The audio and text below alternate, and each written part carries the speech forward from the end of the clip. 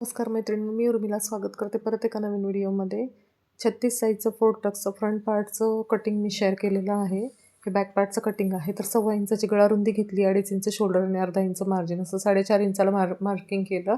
5 इंचाचा मुंढा घेतला आणि आपली छाती आहे 36 इंच, त्यामुळे त्याचा चौथा भाग 9 इंचाला एक मार्किंग केलं, 2 इंच मार्जिन घेतलं.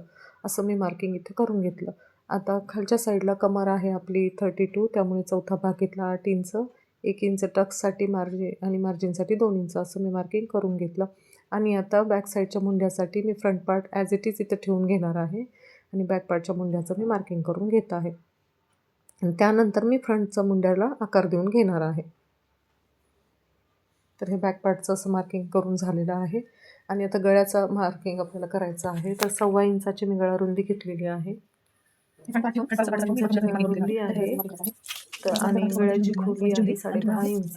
तर क्रॉस स्टेप ठेवून मी 10.5 इंचाला एक मार्किंग करून घेतलं. खाली गळा रुंदी मी घेतली 3.5 इंच आणि क्रॉसमध्ये एक लाईन आखून आता मी गळ्याचा आकार देऊन घेणार आहे. तर गळ्याचा आकार मी असं पानगळ्यासारखा शेप देणार आहे.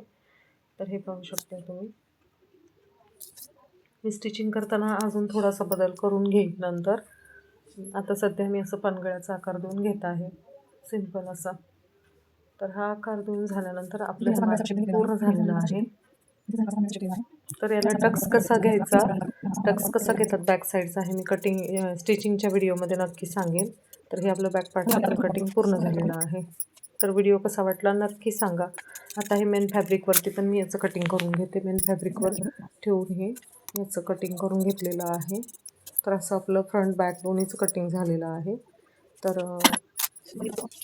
चॅनलला लाईक, सबस्क्राईब, शेअर करायला विसरू नका व्हिडिओ आवडल्यास. भेटूया नेक्स्ट व्हिडिओमध्ये. Bye bye.